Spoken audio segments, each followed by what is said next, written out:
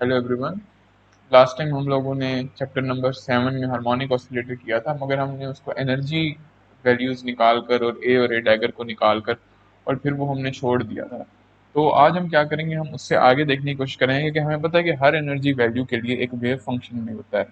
जैसे कि मेरे पास जब अगर हम हार्मोनिक ऑसिलेटर की बात करें तो हमें ये पता है कि अगर nth वेव फंक्शन पर जो इसका आइगन फंक्शन होगा, जब वो एक्ट करेगी, हैमिल्टोनियन एक्ट करेगा, तो वो हमें wave function energy eigen value और वेव फंक्शन दे देगा। और लास्ट टाइम हमने देखा था कि ये जो एनर्जी आइगन वैल्यू होती है मुख्तलिफ ट्रिक्स लगाकर हमने फाइंड की थी, वो थी एच बार ओमेगा और n प्लस वन हाफ। ये हमारे पास एनर्जी आइगन वैल्यूज थी।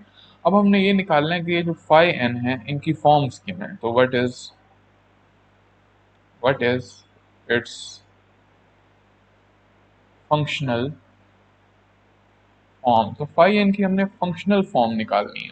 तो मतलब कि इसका एक्स पर डिपेंडेंस, एक्सप्लिसिट डिपेंडेंस, जैसे हर जैसे हमें पता है कि पार्टिकल इन अ बॉक्स का साइन एन पाई ओवर ए एक्स है, इस तरीके से अब हमने हार्मोनिक ऑसिलेटर का देखना है।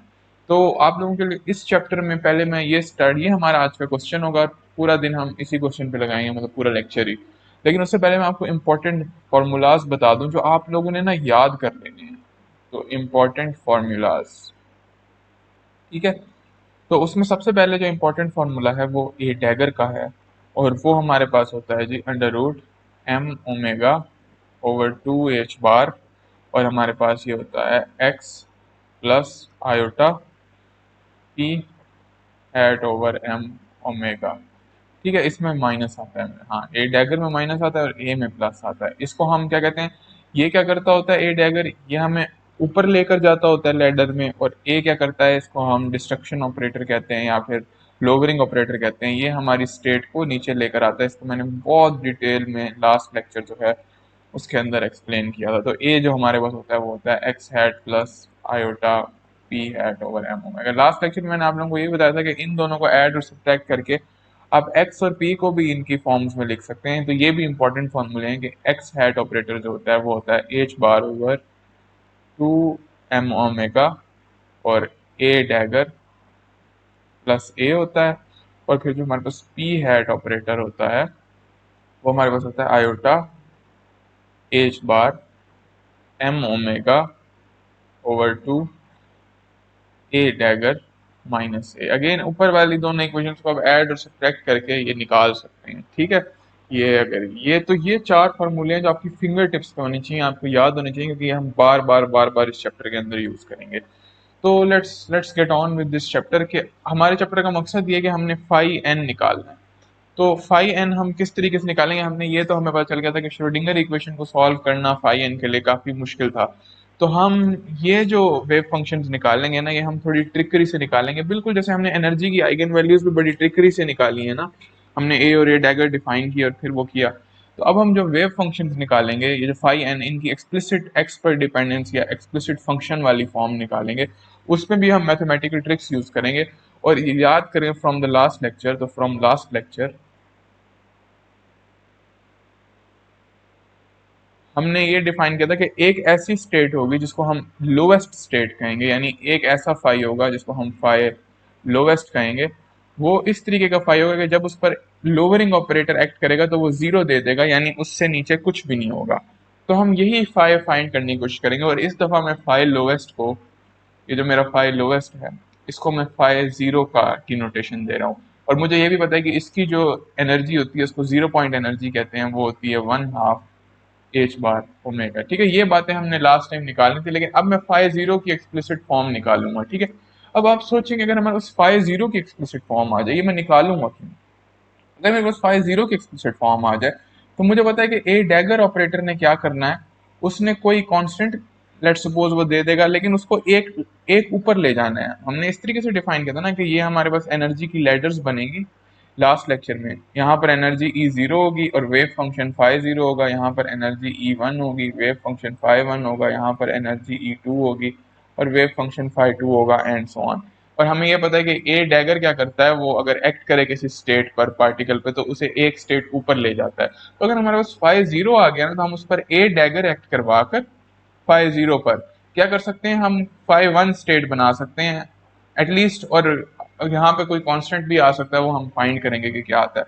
और उसी तरह फिर हम ए डैगर अगर फाई 1 पर एक्ट कराएंगे तो हमें पता है कि क्योंकि ये रेजिंग ऑपरेटर है तो इसने कोई कांस्टेंट टाइम्स फाई 2 पर ले जाना है, इसको मैं सी डैश कह देता हूँ, ठीक है। तो हमें क्योंकि ये ए डैगर रेज कर देता है ना स्टेट को, एक स्टेट ऊपर ले जाता है, और मुझे पता है इसकी एनर्जी 1/2, इसकी जो फाई 1 है इसकी एनर्जी होगी 3/2 एच बार ओमेगा, इसकी एनर्जी होगी 5/2 एच बार ओमेगा। तो हम इसको साबित भी कर सकेंगे इसको हैमिल्टोनियन फाई 2 पर एक्ट करा के कि उसकी एनर्जी 5/2 एच बार ओमेगा आती है कि नहीं आती है, ठीक है। तो this is going to be what we are going to do. और इतना मुश्किल नहीं होगा ये सारा कुछ ना। तो पहला हमारा काम ये कि हम फाई जीरो की फंक्शनल फॉर्म देखें, क्योंकि एक दफा हमें फाई जीरो की फंक्शनल फॉर्म पता चल गई ना, तो बाकी सारे फाई 1 फाई 2 फाई 3 हम निकाल सकते हैं उस पर ए डैगर अप्लाई करके, यानी उसको हायर स्टेट में लेकर जाके। तो let's try to find phi zero.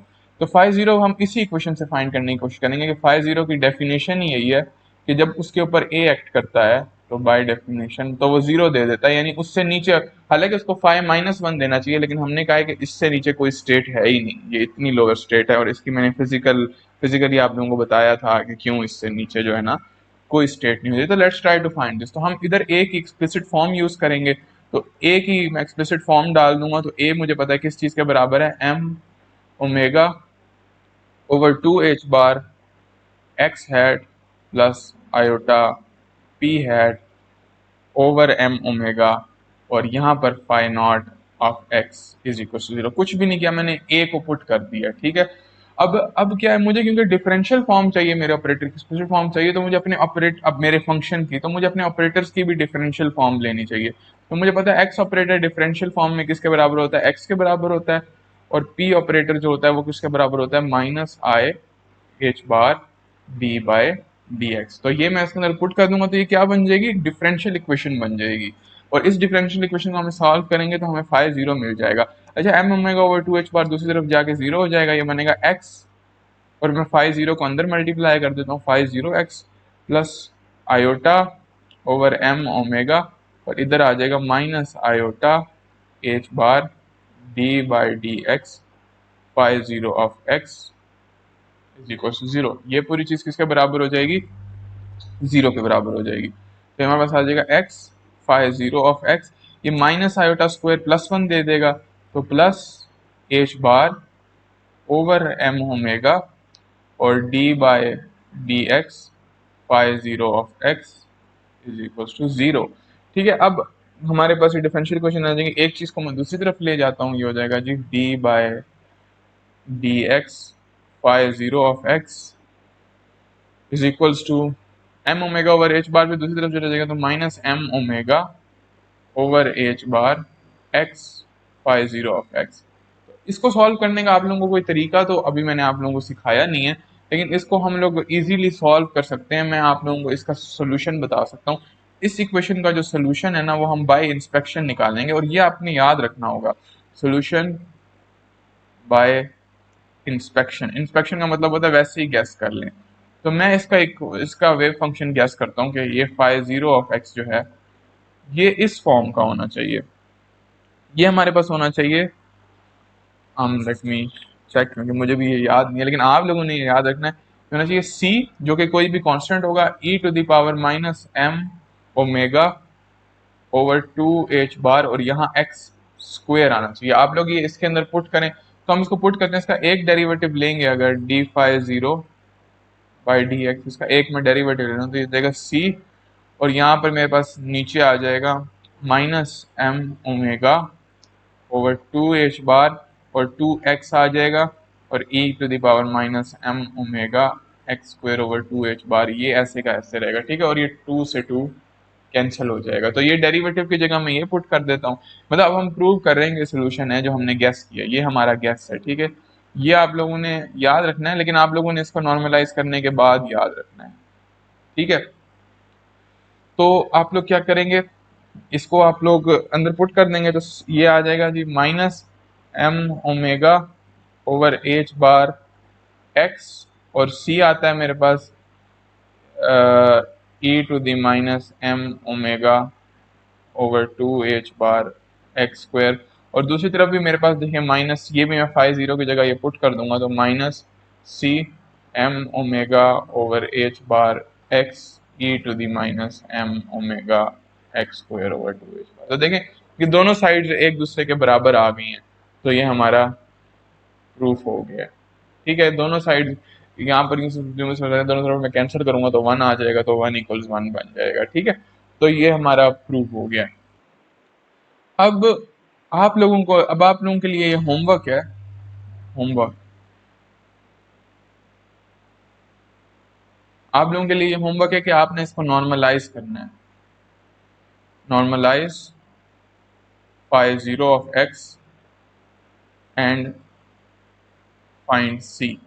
ठीक है, मतलब आपने फाइ 0 ऑफ एक्स जो आपको दिया हुआ है वो आप लोगों को ये दिया हुआ है कि C E to the minus M omega over 2h bar X square, इसको आपने नॉर्मलाइज करना है।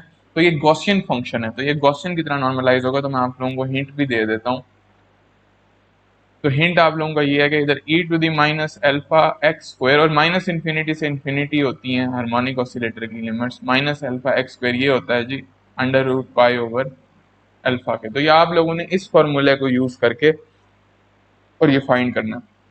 जब आप फाइंड करेंगे तो आप लोगों को पता चलेगा कि सी जो है वो आप लोगों का आ जाएगा M omega over pi H bar, ये पाई इधर गॉसियन की वजह से आएगा, M omega over pi H bar की पावर 1/4। तो आप लोगों का ये जो वेव फंक्शन बनेगा ये बनेगा M omega over pi H bar की power 1/4 E to the minus M omega over 2h bar X square. तो ये आप लोगों का जो है वेव फंक्शन बनेगा। ये आप लोगों ने याद रखना है, क्योंकि इसी के ऊपर अब हम ए डैगर अप्लाई करेंगे, फिर ए जीरो डैगर अप्लाई करेंगे, वो सारी चीजें अप्लाई करेंगे, तो फिर आप लोगों को नेक्स्ट से नेक्स्ट स्टेट मिलती जाएगी। लेकिन वो करने से पहले वो याद है ना, मैंने कहा था कि कोई सी भी आ सकता है, कोई कांस्टेंट भी आ सकता है। मुझे ये तो पता है ए डैगर ने स्टेट को ऊपर लेकर जाना है, लेकिन कोई ना कोई कांस्टेंट भी आ सकता है, तो हम वो पहले कांस्टेंट फाइंड करते हैं। ठीक है, यानी कि मैं क्या कहना चाह रहा हूँ, मैं कह रहा हूँ कि हमें ये तो पता है कि ए डैगर जब किसी nth स्टेट पर एक्ट करेगा, फाइ n पर एक्ट करेगा। अब मैं डायरेक्ट नोटेशन में कर रहा हूँ, जब वो फाइ n पर एक्ट करेगा तो मुझे ये तो पता है कि इसने फाइ n+1 तो देना ही देना है। ठीक है, मतलब उससे अगली स्टेट देनी है, लेकिन यहाँ पे कोई कांस्टेंट सी भी आ सकता है। तो वो कांस्टेंट अब हम ढूंढना चाह रहे हैं कि क्या आता है। उसी तरह ए ने भी जब एक्ट करना है बाकी किसी भी स्टेट पर, फाइ n स्टेट पर एक्ट करना है, तो उसने भी कोई कांस्टेंट देना है। तो क्योंकि ये ए है तो इसके कांस्टेंट को मैं सी डैश कह देता हूँ। ठीक है, और इसने फाइ n-1 इसने लोअर कर देना है स्टेट को। ठीक है, एनर्जी में एक लोअर ले आना है। तो हमें ये दोनों कॉन्स्टेंट्स ढूंढने हैं कि ए डैगर का क्या कांस्टेंट है और ए का क्या कांस्टेंट है। तो let's try to find these constants. तो उससे पहले ना मैं आप लोगों को एक इजी नोटेशन बताने लगा हूँ। इजी नोटेशन जो कि डायरेक्ट नोटेशन है, दैट इज डायरेक्ट। जितने भी आप लोगों ने प्रॉब्लम सॉल्व करने हैं ना, सिवाय फंक्शंस की डिफरेंशियल फॉर्म निकालने के, आप लोगों ने वो डायरेक्ट नोटेशन में सॉल्व करने हैं। तो मैं easy notation, direct notation for harmonic oscillator निकालने लगा हूँ, फॉर क्वांटम हार्मोनिक ऑसिलेटर। इसमें आप लोग क्या करेंगे, आप लोगों का ये जो स्टेट है फाइ n, जो प्योरली एक्स डिपेंडेंट स्टेट है, इसको आप लोग रिप्रेजेंट करेंगे खाली n से। ठीक है, आप लोगों ने लेकिन ये याद रखना कि n जब कैट में आ रहा है तो वो nth स्टेट हमें बता रहा है कि हमारा पार्टिकल जो है वो nth स्टेट में है, इसकी कोई ना कोई फंक्शनल फॉर्म भी है। तो ये दोनों चीजें बराबर हैं, यानी कि जब एनर्जी जो है, जब हैमिल्टोनियन एक्ट करेगा, अगर मैं डिराक नोटेशन में प्योरली हूँ, तो जब मेरे पास हैमिल्टोनियन एक्ट करेगा nth स्टेट पर, तो वो मुझे क्या दे देगा, 1/2 n, सॉरी 1/2 नहीं, एच बार ओमेगा n+1/2, यानी एच बार ओमेगा और n+1/2। ठीक है, और n दे देगा। ठीक है, ये डायराक नोटेशन में मैं आप लोगों को ये लिखना सिखा रहा हूँ सारी चीजें। ठीक है, ये जो है ये ई एन के बराबर है ये चीज। डायरेक्ट नोटेशन में आप देखेंगे हमारी चीजें ना बहुत इजी हो जाएंगी। यानी कि अगर आपके पास फाइ n स्टेट है तो डिराक नोटेशन में आप उसे n लिखेंगे। अगर आपके पास फाइ n-1 स्टेट है तो आप उसे डिराक नोटेशन में n-1 कैट लिखेंगे। n+1 स्टेट को आप इस तरीके से लिखेंगे। लेकिन आप लोगों ने याद रखना है कि ये वेव फंक्शंस हैं, लेकिन ब्रैकेट नोटेशन के अंदर मैं उनको इस तरह कर रहा हूँ। और क्योंकि वेव फंक्शंस नॉर्मलाइज होते हैं तो n का ब्रैकेट n के साथ ये भी 1 के बराबर होगा, ठीक है, और n+1 का ब्रैकेट n+1 के साथ ये भी 1 के बराबर होगा। और क्योंकि वेव फंक्शंस आपस में ऑर्थोगोनल होते हैं, ठीक है, ऑर्थोगोनैलिटी भी मैंने आप लोगों को हिल्बर्ट स्पेस वाला जब पढ़ाया था वो बताई थी कि हैमिल्टोनियन के जो आइगन फंक्शंस होते हैं वो आपस में ऑर्थोगोनल होते हैं। बस ये आप लोगों ने याद रखना है कि जितने भी हार्मोनिक ऑसिलेटर के वेव फंक्शंस होते हैं आपस में ऑर्थोगोनल होते हैं। ऑर्थोगोनल होने का ये मतलब है कि अगर n m के बराबर नहीं है ना, if n is not equal to m, तो वो जीरो के बराबर होगा। जैसे अगर एक तरफ n है और दूसरी तरफ n+1 का आप ये ब्रैकेट ले रहे हैं तो वो जीरो के बराबर होगा। तो डिराक नोटेशन में बहुत इजी हो जाता है, हमें इंटेग्रल्स नहीं लिखने पड़ते, ठीक है। और डिराक नोटेशन में टाइम डिपेंडेंस भी आप लोग इसी तरीके से निकाल सकते हैं, लेकिन मैं जैसे कहता हूँ कि मेरे पास एक फंक्शन है साई ऑफ एक्स टी, और ये मेरे पास बना हुआ है 1/√2 फाई ऑफ जीरो। हमने करना कुछ और है, सी ढूंढना है, लेकिन उसके लिए मैं एक इजी नोटेशन आप लोगों को बता रहा हूँ। वो दिया हुआ है हमें phi of zero x t plus phi one of x T.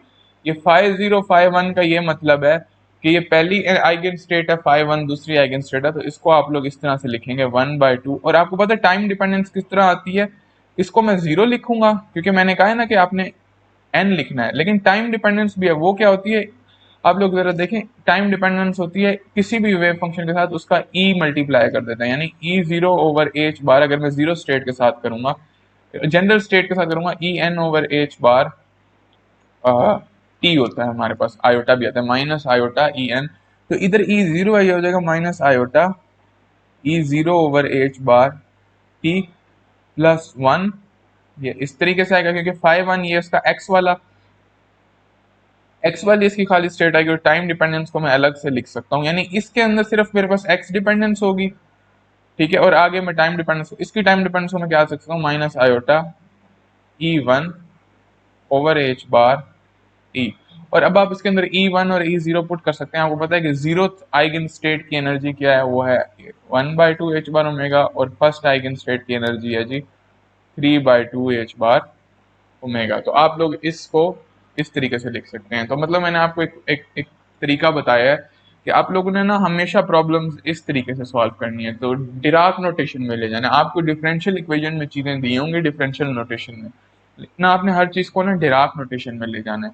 और मैंने उसकी कुछ एग्जांपल्स दी हैं, और ये आप लोगों ने याद रखना है। एक ये स्टेटमेंट याद रखनी है कि जब भी दो डिफरेंट स्टेट्स का ब्रैकेट होगा तो वो जीरो के बराबर होगा, इनर प्रोडक्ट होता है ना ये, और सेम स्टेट्स का इनर प्रोडक्ट होगा तो वो नॉर्मलाइजेशन होती है, तो वो 1 के बराबर होगा, ठीक है। ये बातें आप लोगों ने याद रखनी है। और इस तरीके का अगर कोई स्टेट दी हो तो उसको ब्रैकेट नोटेशन में आप लोगों ने या डिराक नोटेशन में आप लोगों ने इस तरीके से लेके जाना है। ये कन्वर्जन आप लोगों को करनी आनी चाहिए। मतलब size zero x of T लिखा हुआ है तो आप उसे जीरो लिखेंगे, वो सिर्फ एक्स वाला वेव फंक्शन में बन जाएगा, यानी सिर्फ यहाँ पे साइज जीरो ऑफ एक्स बन गया, और ई टू द टाइम जो डिपेंडेंस है वो इस तरह E⁻⁰ आयोटा टी में इस तरीके से आ जाती है, ठीक है। ये चीज़ आप लोगों ने याद रखनी है क्योंकि जब हम प्रॉब्लम्स करेंगे तो हम ये चीज़ एक्सप्लिसिटली इस्तेमाल करेंगे, ये चीज़ें तो आप लोगों को पता होना चाहिए ये चीज़ें, जो कि इतनी मुश्किल नहीं है, ठीक है। और एक और आप लोगों को ऑपरेटर्स याद होने चाहिए कि एक एन ऑपरेटर था जो मैंने ए डैगर ए को कहा था। एन ऑपरेटर जब किसी स्टेट फाई एन पर एक्ट करता था तो वो मुझे सिर्फ एन उसका क्वांटम नंबर दे देता था, और वो स्टेट फाई एन वापस दे देता था। तो अब हमारी नोटेशन में ये चीज़ किस तरह से हम लिखेंगे एन जब एन स्टेट पर एक्ट करता है तो वो नंबर दे देता है जो स्टेट का होता है, और वो स्टेट वापस कर देता है। ये हमने ऑपरेटर डिफाइन किया था ना लास्ट टाइम, तो ये ऑपरेटर भी इंपॉर्टेंट एक ऑपरेटर है। तो आप लोगों को ये जो मैंने साइड पर टेबल बनाई है ये पता होनी चाहिए कि ये डिराक नोटेशन में कन्वर्जन है, और ये मैंने एग्जांपल्स दी हैं इस साइड पर, ये एग्जांपल्स हैं कि हम डायरेक्ट नोटेशन में किस तरह कन्वर्ट कर सकते हैं, और टाइम डिपेंडेंस की एग्जांपल है। और ये हमारे पास क्या है, ये हमारे पास कन्वर्जन है। तो ये प्रॉब्लम्स मैं आप लोगों को सारी डिराक नोटेशन में कराऊंगा, इसलिए मैंने अभी बता दिया। अब हम वो सीज फाइंड करने के लिए चलते हैं, ठीक है। तो let's try to find the C. हम कहते हैं कि अब मैं उसको किस तरीके से फाइंड करूंगा, पेज थोड़ा बनने दें। हाँ, तो लेट्स ट्राई टू फाइंड सी। तो मुझे ये पता है कि ए डैगर जब nth स्टेट पर एक्ट करेगा, तो अब आपको पता होना चाहिए कि nth वेव फंक्शन की मैं बात कर रहा हूँ ब्रैकेट नोटेशन में, तो डिराक नोटेशन में वो मुझे दे देगा कोई फैक्टर सी, और वो उस स्टेट को ऊपर ले जाएगा तो n+1 स्टेट दे देगा मुझे, ठीक है। अब हमने ये सी फाइंड करना है, तो इसके लिए ना हमें एक ट्रिक यूज करनी पड़ेगी। तो ट्रिक ये है कि आप ना पहले ए डैगर का स्क्वायर फाइंड करने की कोशिश करें, ए डैगर का कॉम्प्लेक्स स्क्वायर। तो कॉम्प्लेक्स स्क्वायर का ये क्या मतलब होता है, जब भी मैं आप लोगों को कहता हूँ कि किसी चीज का कॉम्प्लेक्स स्क्वायर फाइंड करें, तो वो होता है कि उसी चीज का कॉन्जुगेट या डैगर मल्टीप्लाई बाय वही चीज। तो अगर आप लोग इसका, और मैंने आप लोगों को बताया हुआ है कि जो डैगर होता है या कॉम्प्लेक्स कॉन्जुगेट होता है किसी वेव फंक्शन का, फाई एन स्टेट का जो कॉम्प्लेक्स कॉन्जुगेट होगा उसको आप लोग इस तरीके से ब्रा बना के लिखते होते हैं, ठीक है। तो वो हमारे पास ब्रा होता है। जो फाई एन स्टेट होती है वो इस तरीके से होती है, और जो फाई एन स्टार स्टेट होगी वो इस तरीके से होगी। तो जब मैं इसी स्टेट को इस तरीके से लिखूंगा कि ये मेरे पास ए डैगर और ये एन, यहाँ पर क्योंकि ये लिखने का यही तरीका होता है ना, इसका डैगर आ जाएगा या कॉम्प्लेक्स कॉन्जुगेट भी समझ सकते हैं, और ये ए डैगर और एन कुछ भी नहीं, के स्क्वायर है ना, तो मैंने इसको दो दफा लिख लिया। अब इस वाले ए डैगर को मैं, जब ए पर ए डैगर अप्लाई होगा तो वो एन बन जाएगा, और ये जो कैट है ये ब्रा बन जाएगा, ये ए हो जाएगा।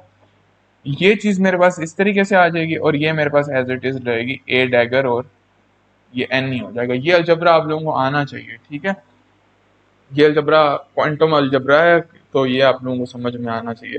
मतलब कि कुछ भी नहीं किया मैंने, मेरे पास ये एक स्टेट है ना, ए डैगर एन मेरे पास स्टेट है। मैं इसका डैगर अगर ले लूं, तो पहली बात तो ये कि ये उल्टा हो जाएगा। जैसे हमें पता है कि ए बी का अगर हम डैगर लें तो वो बी डैगर ए डैगर होता है, ठीक है। और कॉम्प्लेक्स स्क्वायर लेने का ये मतलब है कि आप डैगर ले रहे हैं, क्योंकि ऑपरेटर आ गया ना तो स्क्वायर में फिर डैगर आ जाएगा, कॉन्जुगेट नहीं आएगा।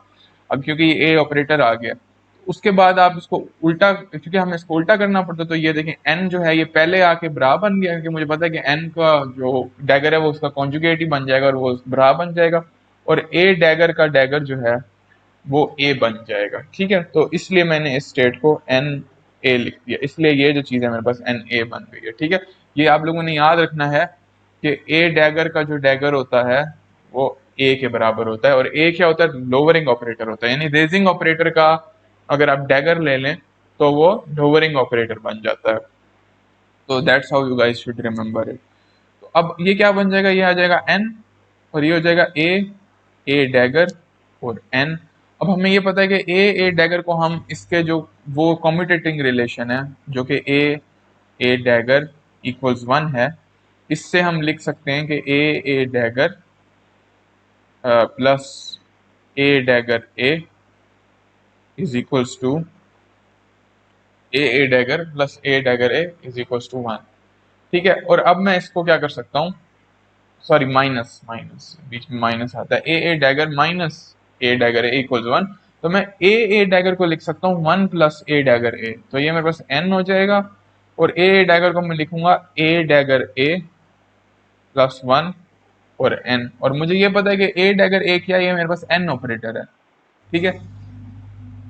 आप लोगों को ये ऑपरेटर अलजबरा आना चाहिए, ठीक है। ये मेरे पास एन ऑपरेटर है, एन प्लस वन, ठीक है। अब ये मैं दोनों तरफ दूसरे वाले एन को मल्टीप्लाई कर देता हूँ, ये हो जाएगा N N operator N plus one में जब ये लोग जाएंगे तो एन एन हो जाएगा।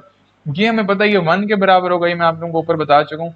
ये भी मेरे पास एन ऑपरेटर जब एन पर एक्ट करेगा तो मुझे बस खाली एक स्मॉल नंबर एन दे देगा, यानी वो बस उसकी आइगन स्टेट है ना, तो यहाँ पर वन आ जाएगा, ये एन दे देगा। अब ये वाला जो स्मॉल एन है ये तो एक कांस्टेंट है ना, ये बस उसका क्वांटम नंबर है, तो ये भी एन एन हो जाएगा प्लस वन हो जाएगा, और ये मेरे पास आ जाएगा एन प्लस वन। यानी मेरे पास एंड रिजल्ट क्या आया है, किस चीज की ये मेरे पास आई है, मेरे पास ए डैगर एन का जो स्क्वायर है, कॉम्प्लेक्स स्क्वायर है, वो आया है। और मैंने ऊपर क्या लिखा हुआ है, ए डैगर एन का, ए डैगर एन किस चीज के बराबर है, सी एन प्लस वन के बराबर है। ये मुझे पता है कोई कांस्टेंट सी आना चाहिए और एन प्लस वन आना चाहिए। अब मैं इसकी जगह सी एन प्लस वन का स्क्वायर पुट कर देता हूँ, ठीक है। ये एक ट्रिक है बस, सी, आप लोगों ने इसका एंड रिजल्ट याद रखना है, लेकिन अगर आपको ये अलजबरा भी, ये ट्रिक भी समझ आए, इसकी सारी चीजें समझ आ रही हैं, तो आप बहुत अच्छे हैं क्वांटम मैकेनिक्स में। तो मैं एंड रिजल्ट तो अभी बताने ही वाला हूँ। तो सी हमारे पास क्या आ जाएगा, इससे इसको भी दोबारा हम ब्रैकेट नोटेशन में लिखेंगे, तो यहाँ पर सी का कॉम्प्लेक्स कॉन्जुगेट हो जाएगा, और ये चीज ब्रा बन जाएगी, एन प्लस वन का ब्रा हो गया ये, और यहाँ पर सी आ जाएगा और एन प्लस वन हो जाएगा। कुछ भी नहीं किया मैंने, मैंने बस इसका भी स्क्वायर को उस तरह complex conjugate times the number वो लिख लिया, और ये सी स्क्वायर हो जाएगा, ये बाहर आ जाएगा, और n plus one into N plus one का जो इनर प्रोडक्ट है वो 1 हो जाएगा। तो यहाँ पर मेरे पास सिर्फ n प्लस वन आ जाएगा। तो c किस चीज के बराबर हो गया, under root n plus one के। तो हमारे पास हमें सी पता चल गया, ये देखें हमें सी पता चल गया। तो हमें अब ये पता चल गया कि ए डैगर जो है वो जब किसी स्टेट n पर एक्ट करता है तो वो हमें खाली वो n प्लस वन नहीं देता, वो खाली n प्लस वन नहीं देता, वो हमें उसके साथ n प्लस वन का स्क्वायर रूट मल्टीप्लाई करके देता है। ठीक है, ये बात आप लोगों ने याद रखनी। उसी तरीके से हम ये सेम प्रोसीजर कर सकते हैं। तो we can do the exact same procedure with A. हम ए को कहते हैं कि ए जब किसी स्टेट पर एक्ट करता है तो वो खाली n माइनस वन उसको खाली लोअर नहीं करता बल्कि कोई कांस्टेंट भी दे देता है। इस दफा मैं कांस्टेंट को बी कह देता हूँ, सी डैश कहा था पहले मैंने, उसके अब बी कह देता हूँ। तो सेम प्रोसीजर अप्लाई करेंगे, इसका स्क्वायर ले लेंगे। अब मैं जल्दी जल्दी इसको स्क्वायर लेंगे तो अब यहाँ पर n आएगा और यहाँ पर ए डैगर आएगा, और यहाँ पर a और यहाँ पर n आएगा, क्योंकि इसका स्क्वायर, क्योंकि अब उसका कॉन्जुगेट लेंगे, a का कॉन्जुगेट लेंगे तो वो a डैगर बन जाएगा। a डैगर a वैसे ही कैपिटल N के बराबर होता है, तो कैपिटल N आ जाएगा। कैपिटल N जब N पर एक्ट करेगा तो वो कांस्टेंट N दे देगा, वो ब्रैकेट से बाहर आ जाएगा। और फिर दोबारा इस चीज को हम लिख सकते हैं b और n माइनस वन का स्क्वायर लिख सकते हैं। और आप जब दोबारा से ये वाला सी एन माइनस वन का स्क्वायर वाला प्रोसीजर करेंगे तो आप लोगों के पास आ जाएगा कि बी स्क्वायर इक्वल्स एन, क्योंकि ये वन हो जाएगा, उधर भी एन माइनस वन से जब इनर प्रोडक्ट में आएगा तो वो भी वन आ जाएगा। तो बी आप लोगों के पास अंडर रूट एन आ जाएगा। तो अब आप लोगों के पास टू मोस्ट इंपॉर्टेंट रिजल्ट आए हैं, जो आप लोगों ने वैसे रिजल्ट याद कर रखने हैं, two important result.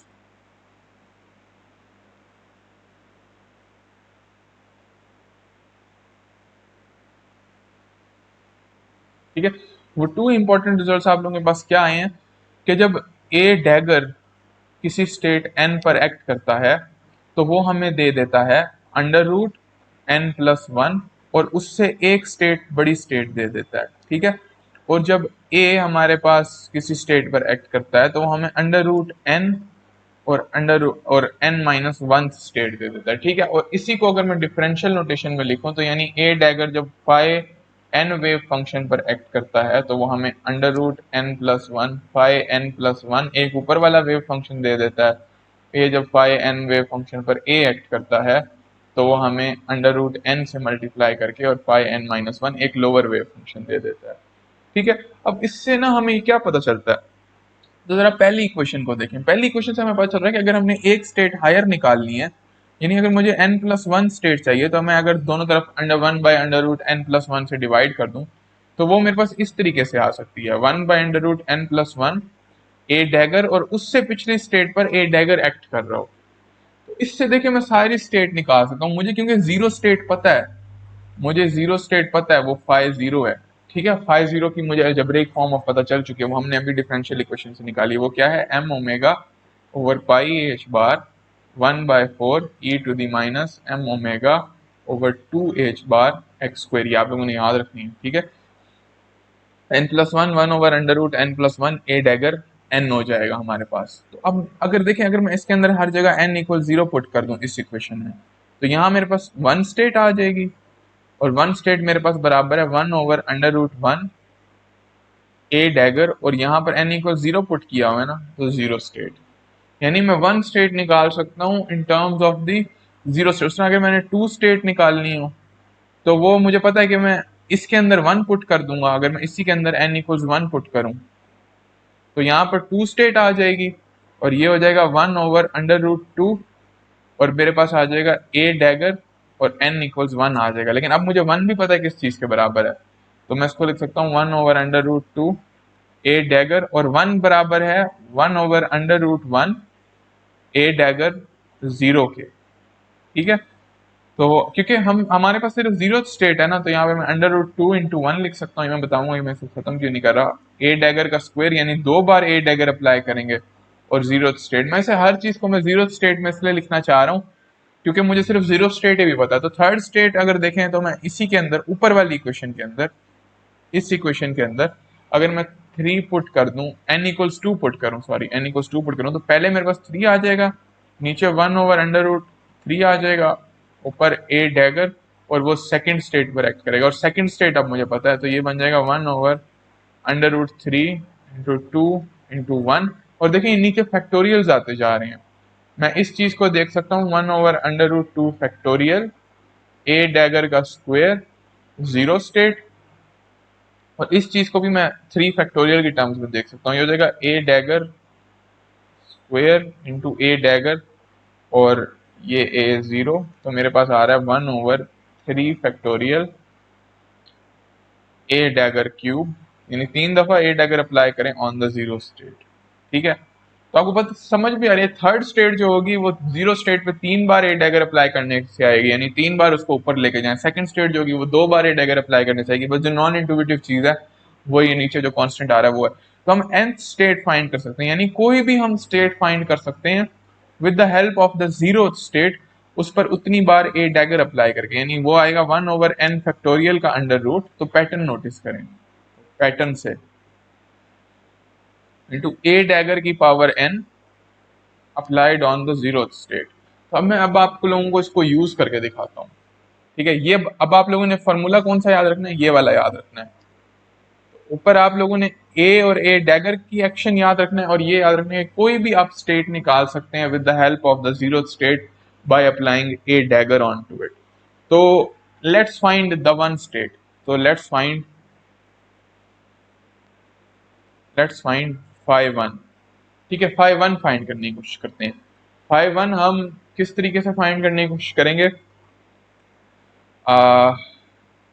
We could do it in many many ways, many many तो नहीं, इसी तरीके से फाइंड करने की कोशिश करेंगे। फाइव वन किस चीज के बराबर है, फाइव वन हमारे पास वन के बराबर है। तो इधर मैं बस कुछ भी नहीं करूंगा, मुझे n इक्वल्स वन स्टेट चाहिए, तो मैं n इक्वल्स वन पुट कर दूंगा, वो मेरे पास फाइव वन के बराबर होगा, वो मेरे पास 1/1 अंडर रूट के बराबर होगा। ए डैगर ए की बार अप्लाई होगा, एन वन आ जाएगा और जीरो स्टेट पर अप्लाई होगा। अब हमने क्या करना है, क्योंकि हमें डिफरेंशियल फॉर्म चाहिए ना, since we need differential form, we will put a dagger in its x p form, क्योंकि x और p को फिर हम डिफरेंशियल ऑपरेटर्स बना सकते हैं। तो हम यहाँ पर a डैगर पुट करेंगे, कोई भी अब आपको स्टेट चाहिए हो, मतलब फाइव वन चाहिए थी ना मुझे, तो फाइव वन ऑफ एक्स मेरे पास किस तरीके से आ जाएगा, ये 1/1 फैक्टोरियल वन हो जाएगा। ए डैगर में पुट करूंगा वो होता है m omega over 2h bar under root. ठीक है, x hat plus p hat over x hat plus iota P hat over M omega. और जीरो स्टेट भी अब मुझे पता है, जीरो स्टेट मेरे पास क्या थी, एम ओमेगा, इसीलिए मैंने आपको कहा था जीरो स्टेट याद कर लेंगे, हर चीज जीरो स्टेट से ही निकलेगी। M omega over pi H bar का स्क्वायर, और यहाँ पर M omega over pi square नहीं सॉरी 1/4, ये इसका नॉर्मलाइजेशन कॉन्स्टेंट 1/4 आता है, पाई एच बार का 1/4 E to the minus M omega over 2h bar और x स्क्वायर आ जाता है मेरे पास।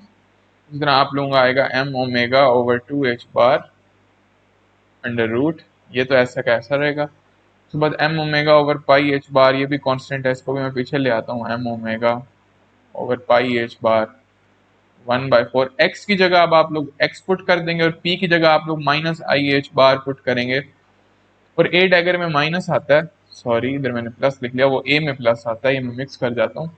तो यहाँ पर minus iota over M omega over minus i h bar d by D x, और ये पूरा ऑपरेटर किस पर अप्लाई हो रहा है, इस पर E to the minus M omega x square over 2h bar पर। ये हमारे पास under root M omega over 2h bar M omega over pi H bar 1/4, और ये जब अंदर मल्टीप्लाई होगा तो x वाला तो इसको कुछ भी नहीं करेगा, ये आ जाएगा x into E to the minus M omega x square over 2h bar. और जब ये डिफरेंशियल ऑपरेटर होगा तो ये माइनस आयोटा से माइनस आयोटा, ये -1 आ जाएगा H bar over M omega, और ई इसके ऊपर डिफरेंशियल ऑपरेटर अप्लाई होगा D by D X E to the minus M omega over 2h bar x square आ जाएगा हमारे पास। ठीक है, इस तरीके से आप लोग, अब ये मैं डिफरेंशियल ऑपरेटर इसके ऊपर अप्लाई कर दूंगा, तो देखते हैं कि फिर मेरे पास बनता क्या है। Let's apply this differential operator. थोड़ा मैं इसको पीछे लिख लेता हूँ, ये लंबी टर्म्स आ रही हैं। तो M omega over 2h bar into M omega over pi H bar की power 1/4 X E to the minus M omega over 2h bar x square minus H bar over M omega. इधर से मेरे पास minus, जब मैं differential operator apply करूंगा, minus M omega over 2h bar नीचे आएगा, minus M omega over 2h bar नीचे आएगा, और x का जब मैं डेरिवेटिव लूंगा तो वो 2x मुझे देगा, और ये एक्सपोनेंशियल एज इट इज आ जाएगा, minus M omega over 2h bar x square. ठीक है, इसके बाद यहाँ हमारे पास आ जाएगा under root M omega over 2h bar, या कॉन्स्टेंट का कुछ भी नहीं करना है, ऐसे आते रहेंगे, M omega over pi H bar की पावर 1/4, और ये माइनस से माइनस कट जाएगा, एम ओमेगा से एम ओमेगा कट जाएगा, 2 से 2 कट जाएगा, एच बार से एच बार कट जाएगा, ये प्लस हो जाएगा, तो ये दोनों टर्म सेम आ रही हैं तो ये ऐड हो जाएंगी। यहाँ पर हमारे पास 2x आ जाएगा, और e to the minus M omega over 2h bar x square आ जाएगा। ठीक है, तो ये आप लोगों के पास देखिए, आप लोगों का फाई वन वेव फंक्शन आ गया। तो अब आप लोग चाहें तो आप लोग फाई टू वेव फंक्शन भी फाइंड कर सकते हैं। आप लोगों के पास चॉइस है कि वो जीरो वाले मेथड से करें, या आप ज्यादा आसान फाई टू कैसे फाइंड करेंगे, अगर आप इसके ऊपर ए डैगर अप्लाई कर दें फाई वन के ऊपर, तो आपको पता है इसने क्या देना है, अंडर रूट टू और फाई टू दे देना है। ठीक है, तो ए डैगर की आप डिफरेंशियल फॉर्म पुट कर दें, और फाई वन की भी आप लोग ये वाली फॉर्म पुट कर दें, तो आप लोगों के पास फाई टू आ जाएगा, मतलब 1/√2 को फिर आप दूसरी तरफ ले जाएं, तो आप लोगों के पास फाई टू आ जाएगा, फिर फाई टू पर अप्लाई करें तो फाई थ्री आ जाएगा। तो मैं आप लोगों को एक बहुत बड़ा होगा, फाई टू निकालना काफी मुश्किल होगा, लेकिन फिर भी मैं आप लोगों को एक होमवर्क देने वाला हूँ। होमवर्क यहाँ पर आप लोगों का आ रहा है कि check check that phi one of x is already normalized. मतलब आप लोग इस मेथड से जब निकालेंगे ना वेव फंक्शन, तो आप लोगों को पता चलेगा वो पहले ही नॉर्मलाइज्ड होते हैं। Check that phi one of x is already normalize, अच्छा खासा मुश्किल होगा इसे नॉर्मलाइज करना। आप लोगों को इस तरीके वाला गॉसियन सॉल्व करना आना चाहिए। उसके लिए x into E to the minus m m over 2h bar x square, तो इसमें आप लोगों को सब्सटीट्यूशन करनी पड़ेगी कि u equals x square substitute करना पड़ेगा आपको, और फिर जाके आपसे ये नॉर्मलाइज होगा। बल्कि नहीं नहीं नहीं नहीं, जब आप नॉर्मलाइज करेंगे तो एक्स स्क्वेयर बन जाएगा। उसके लिए आपको एक्स स्क्वेयर की गॉसियन फॉर्म, वो मेरा जो है ना x square e to the minus alpha x square वाली फॉर्म बनेगी। ठीक है, और जब आप इसको नॉर्मलाइज करेंगे, उसके लिए आपको मेरी मेरी एमएमपी सीरीज जो है उसमें गॉसियन वाला टॉपिक देखना पड़ेगा, या आप गूगल वगैरह से देख सकते हैं कि x square e to the minus alpha x square की क्या फॉर्म होती है। वो मैंने अपनी गॉसियन वाली सीरीज में भी बताया, एमएमपी सीरीज में जो गॉसियन वाला टॉपिक है उसमें भी बताया हुआ है। और वैसे भी आप लोग को आना चाहिए गॉसियन इंटीग्रल, उसमें मुख्तलिफ तरीके के एक्स स्क्वायर मल्टीप्लाई हो रहा है, वो खाली गॉसियन इंटीग्रल हो, वो तो सबको आता है कि वो minus pi over under root pi over alpha होता है, लेकिन दूसरा भी आना चाहिए। अच्छा, ये होमवर्क है, ये आप लोगों का दिल करे तो करेंगे, कि इतने अलजबरा वाली चीजें देना मुझे अच्छा नहीं लगता। फिर आप लोगों का दिल करे, ये थोड़ा अनइम्पॉर्टेंट है। जो इम्पोर्टेंट आपका होमवर्क है, ये भी, इसमें भी अलजबरा अच्छा खासा होगा। वो ये है कि आप इस फॉर्मूले को यूज करके find phi two, find derivative ही लेने हैं ना, बहुत ज्यादा हो जाएंगे। प्रोडक्ट रूल बार बार लगेगा, 10 बार लगाना पड़ जाएगा, फिर 3-4 बार लगाना पड़ेगा, या 2 बार लगाना पड़ेगा। लेकिन मतलब आप लोग फाई टू फाइंड करें, या आप इस फॉर्मूले से फाई टू फाइंड कर लें, या आप इस फॉर्मूले से फाई टू फाइंड करें, लेकिन आप लोगों को फिर इस ऑपरेटर का स्क्वायर लेना पड़ेगा, और स्क्वायर को फिर आप लोग डेरिवेटिव, आप लोग वैसे पहले डेरिवेटिव वाली फॉर्म पुट कर देना, फिर स्क्वायर लेना, तो स्क्वायर लेना पड़ेगा, तो वो अब आप लोगों को आना चाहिए स्क्वायर लेना। वरना आप लोग फाइव वन से डायरेक्टली भी निकाल सकते हैं। ये जो मैंने फाइव वन से डायरेक्टली निकालने का तरीका बता देंगे, एक दफा आप फाइव वन आपने ढूंढ लिया, उसके बाद आप उसके ऊपर ए डैगर अप्लाई करें तो वो under root two five two देगा। मैंने कुछ भी नहीं किया, वो वाला फॉर्मूला अप्लाई किया कि ए डैगर जब फाइव एन पर एक्ट करता है तो वो under root N plus one phi N plus one दे देता है। ठीक है, तो ये मैंने ऊपर मैंने यही किया है कि एन को वन पुट किया हुआ है इधर मैंने, और यहाँ पर वन प्लस वन टू हो जाता है, तो इस वजह से मैंने फाइव टू निकाला हुआ इस। तो आप लोग अंडर रूट टू को दूसरी तरफ ले जाएंगे, फाइव वन पे दोबारा ए डैगर अप्लाई कर देंगे जैसे मैंने फाइव जीरो पे किया था, तो आप लोगों के पास फाइव वन आ जाएगा। तो आप लोगों ने इस तरीके से फाइंड फाइव टू फाइंड करना है। लेकिन असल जो इम्पोर्टेंट चीज़ है ना, उसकी तरफ तो मैं अब आने वाला हूँ, वो है आपकी बुक की प्रॉब्लम्स। और आप लोगों की बुक की मैं कुछ प्रॉब्लम्स करवाऊंगा, सारी नहीं करवाऊंगा, मुझे हरमाइट ऑपरेटर वाली इतनी कोई इंपॉर्टेंट नहीं लगी, हरमाइट पॉलिनोमियल्स वाली। हरमाइट पॉलिनोमियल्स का मैं एंड में बस आप लोगों को थोड़ा सा बता दूंगा, लेकिन ये जितनी मैंने इन्फॉर्मेशन दी है, तो let's summarize it and then let's try to do some problems. Summary ये कि आप लोगों को ए और ए डैगर पता होना चाहिए, एक्स और पी पता होना चाहिए ए और ए डैगर की फॉर्म में, और ए और ए डैगर पता होना चाहिए एक्स और पी की फॉर्म में। और आप लोगों को ये पता होना चाहिए कि आप लोगों का ए डैगर जब किसी स्टेट एन पर एक्ट करता है, वो आप लोगों को under root N plus one और एन प्लस वन स्टेट देता है। आपको पता होना चाहिए कि डिफरेंशियल ऑपरेटर में किस तरह अप्लाई होते हैं। और ए जब करता है तो वो एन, खाली एन और एन माइनस वन स्टेट दे देता है। ठीक है, ये आप लोगों को पता होना चाहिए। अब इसके बाद हम लोग ना प्रॉब्लम्स पे आते हैं। प्रॉब्लम्स आपने सारी डायरेक्ट नोटेशन से सॉल्व करनी है, सारी तो नहीं, मतलब थोड़ा अपना दिमाग भी यूज कीजिएगा। ये नहीं कि हसन भाई ने कह दिया कि सारी प्रॉब्लम डायरेक्ट नोटेशन से यूज करनी है, तो जो उस प्रॉब्लम में ना भी हो रही हो वो, लेकिन वो बस हार्मोनिक ऑसिलेटर की, तो आप कहेंगे ये तो हसन भाई ने कह दिया। इस तरह नहीं करना। लेकिन ज़्यादातर प्रॉब्लम्स आप लोगों ने डायरेक्ट नोटेशन से सॉल्व करनी है। तो मैं अब आप लोगों को प्रॉब्लम करवाने जा रहा हूँ। तो प्रॉब्लम 7.12 अब हम करेंगे। ठीक है, तो let me open your book. ये यूट्यूब खुल गई है, तो let's just open your book. और इसमें हमारे पास प्रॉब्लम 7.12 हम देखते हैं। प्रॉब्लम 7.12 में वो देखें, वो कह रहा है कि एक हार्मोनिक ऑसिलेटर है, उसकी इनिशियल स्टेट ये है साई एक्स जीरो, और वो फाई एन ऑफ एक्स में, यानी वो nth स्टेट में है, nth आइगन स्टेट में है। वो कह रहा है कि that is an eigenstate of H bar, यानी eigenstate of H bar नहीं, मतलब आइगन स्टेट ऑफ एच नहीं, हैमिल्टोनियन की आइगन स्टेट है फाई एन जो है।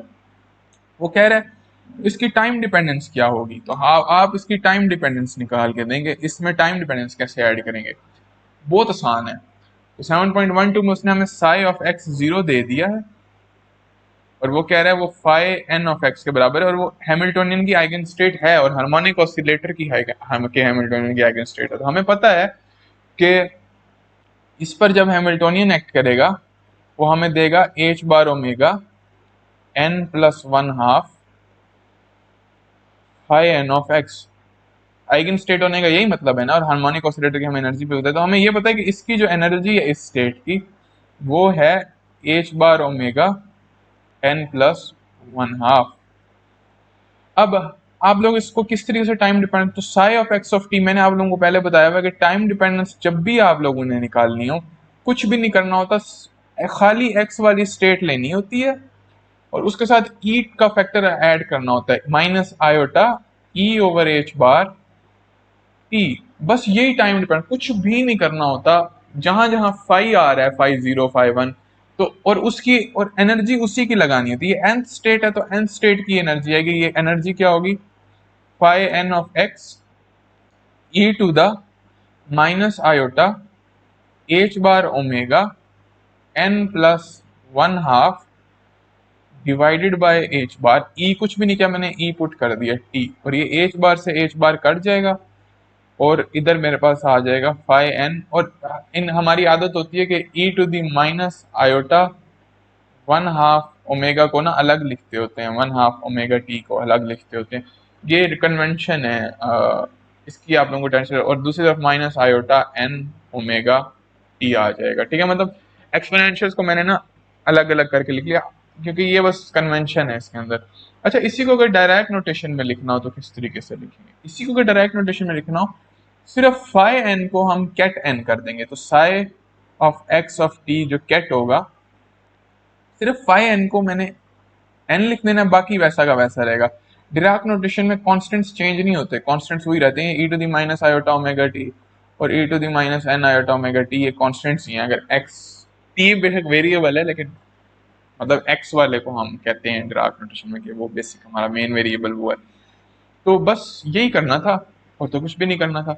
ये हमारी प्रॉब्लम नंबर 7.12 है और डिराक नोटेशन की भी इससे आप लोगों को एक फील आ गई। Let's now do problem number 7.13। ठीक है, हमेशा डिराक नोटेशन में करना है और सिर्फ, लेकिन ये हार्मोनिक ऑसिलेटर्स के लिए। ये मैं अपनी यूट्यूब तो बंद करूंगी आप लोग। ठीक है, ये हो गया। अभी देखना सारे सर्च कर रहे होंगे ये मेरी यूट्यूब की स्क्रीनशॉट लेके, हसन भाई यूट्यूब पे ये देखते हैं। चलें देख लें। तो 7.13 में हम ये करेंगे कि for harmonic oscillator in the superposition state sigh of x T जो है हमारे पास, वो आज वो उसने ये दिया हुआ है साई ऑफ एक्स टी। और उसने हमें कहा हुआ है कि शो करें कि एक्स की जो एवरेज वैल्यू है वो सी कॉज ओमेगा नॉट टी के बराबर आती है। ठीक है, और वो कह रहा है कि वेव फंक्शन की जो एक्सप्लिसिट फॉर्म है वो ये है। आप लोगों को एक्सप्लिसिट फॉर्म की जरूरत ही नहीं पड़ेगी क्योंकि आप लोग अब डिराक नोटेशन वाले बच्चे हैं। ठीक है, डिराक नोटेशन जिसको आती है वो हर चीज डिराक नोटेशन में करने की कोशिश करता है। तो पहले तो ये हमारा साई ऑफ एक्स टी है। ठीक है,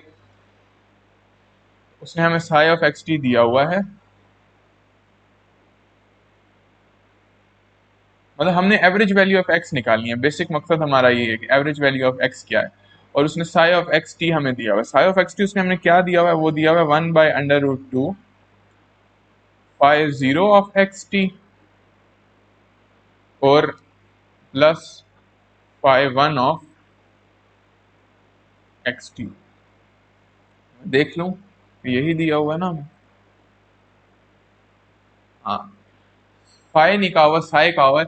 अब आप लोगों को पता है कि इसकी, अब इसको डिराक नोटेशन में हमें लिखना है। तो पहले हम ना इसकी टाइम डिपेंडेंस को और पोजीशन डिपेंडेंस को अलग कर देते हैं क्योंकि हमें पता है हैमिल्टोनियन की आइगन स्टेट्स हैं। तो फाई जीरो ऑफ एक्स कर दूंगा मैं खाली इधर, और इधर टाइम डिपेंडेंस को हटा के मैं ई, क्योंकि जीरो स्टेट है, E to the minus iota E zero over H bar T कर दूंगा मैं, और फिर plus phi one, phi one of X और ई to the minus iota E one over H bar T. लेकिन मैम शमुना को आपने बताना है कि हम डिराक नोटेशन यूज कर रहे हैं, कन्वर्टिंग टू डिराक नोटेशन, ये सारा स्टेप करने से पहले। ठीक है, तो ई one over H bar T आ जाएगा। अब ई जीरो क्या है, ई जीरो है 1/2 एच बार ओमेगा, और ई वन क्या है हमारे पास, वो है जी एच बार ओमेगा और 1 + 1/2 एच बार ओमेगा। ठीक है, ये हमारे पास ये है। ठीक है, तो इसको हम किस तरीके से लिख लेंगे, 1/√2। और ये फाई जीरो जो है इसको मैं डिराक नोटेशन में जीरो कैट लिख सकता हूँ। एनर्जी की जगह मैं इधर पुट कर दूंगा क्या, -1/2 एच बार से एक बार कट कट जाएगा, -1/2 minus iota over 2 omega T, ये आ जाएगा मेरे पास। फिर प्लस ये वन स्टेट हो जाएगी, वन स्टेट, और फिर जितनी भी एक्स वाली स्टेट है फाई वन की जगह आपने वन कैट लिख देना, यही तो डिराक नोटेशन है ना। तो ये आपके पास साई बन जाएगा डिराक नोटेशन में, साई कैट। और ई टू दी माइनस आयोटा, ये 3/2 एच बार ओमेगा बनना है, लेकिन मैं इसको इस तरह लिख देता हूँ, आयोटा ओवर 2 ओमेगा टी और ई to the iota minus iota omega T. ठीक है, ये मैं लिख सकता हूँ ना, क्योंकि मैंने बस ये वाली टर्म को अलग एक्सपोनेंशियल में लिख दिया, ये वाली टर्म को अलग एक्सपोनेंशियल, वो आप डाल के उसमें प्लस करके फिर आपको देख सकेंगे कि हम इनको अलग, ये मैंने इसलिए किया क्योंकि मैं E to the -1/2 H bar omega -1/2 omega T को ना कॉमन ले सकूंगा ये। तो ये आ जाएगा E to the minus iota over 2 omega T divided by √2। आप लोगों को भी पता चलेगा कि ये क्यों अच्छा है ये करना। ये हो जाएगा 0, ये हो जाएगा जी +1 और ई to the minus iota omega T. तो आप लोग भी मेरे स्टेप्स देखा करें कि मैं कैसे कैसे कर रहा हूँ, और पेपर में ना उनको रेसिप्रोकेट, उनको रेप्लिकेट करने की कोशिश किया करें, क्योंकि मैं मुझे पता होता है कि अलजबरा किस तरीके से सबसे ज़्यादा ईजी होना है। तो ये जो minus iota over 2 omega T बाहर निकालने वाली ट्रिक है ना, इससे हमारा अलजबरा बहुत ईजी हो जाता है। ये मैंने बाहर निकाल दिया। अब हमने क्या करना है, एक्स की एवरेज वैल्यू फाइंड करनी है। तो किसी भी स्टेट की आप एवरेज वैल्यू किस तरीके से फाइंड करते हैं? एवरेज वैल्यू एक्स की फाइंड करने का मतलब क्या होता है कि आप उसमें साई एक्स साई करते हैं ना डिराक नोटेशन में, और एक्स को या पी को, चाहे पी की एवरेज वैल्यू में हम पूछे चाहे एक्स की एवरेज वैल्यू पूछे, हमेशा एवरेज वैल्यू का क्वेश्चन लेकिन याद रखना हार्मोनिक ऑसिलेटर की सिर्फ बात हो रही है इधर, और किसी के लिए मैं ये रिकमेंड नहीं करता, जब क्योंकि सिर्फ हार्मोनिक ऑसिलेटर में ही ए और ए डैगर है, और तो किसी प्रॉब्लम नहीं है। सिर्फ हार्मोनिक ऑसिलेटर में जब आपको एक्स की या पी की या एक्स स्क्वायर की या पी स्क्वायर की या एक्स क्यूब की या पी क्यूब की जिसकी मर्जी एवरेज वैल्यू निकालने का कहा गया हो, आप लोगों ने एक ही काम करना है। आप लोगों ने क्या काम करना है? आप लोगों ने एक्स ऑपरेटर को उसकी उस वाली फॉर्म में लिखना है, ए और ए डैगर वाली फॉर्म में लिखना है। यानी आप लोग एक्स ऑपरेटर को, इसीलिए मैंने कहा है वो याद रख लें फॉर्मूले। यानी एक्स ऑपरेटर को आपने लिखना है H bar over 2m omega A dagger plus A. तो ये लिख कर देखें तो, और साई का ब्रा और साई का कैट इसके अंदर पुट कर दें, तो ये साई है मेरे पास, तो मैं इसके अंदर साई का ब्रा और साई का कैट पुट कर देता हूँ। तो मेरे पास ब्रा पुट करने से क्या आएगा, ये क्योंकि हमने कॉम्प्लेक्स कॉन्जुगेट्स लेना होता है ना, ये E to the plus iota omega over 2 हो जाएगा, E to the plus iota over 2 omega T 1/√2, और ये पूरी चीज का मेरे पास ब्रा बन जाएगा ना।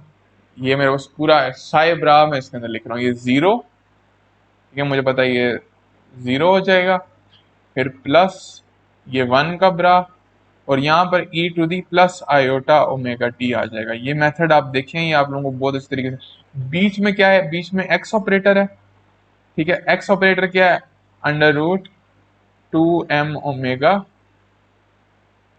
ए dagger plus A.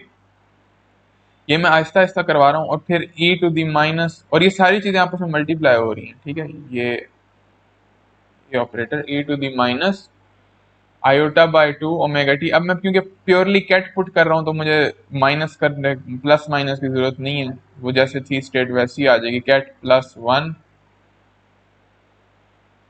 Cat e to the minus iota omega T.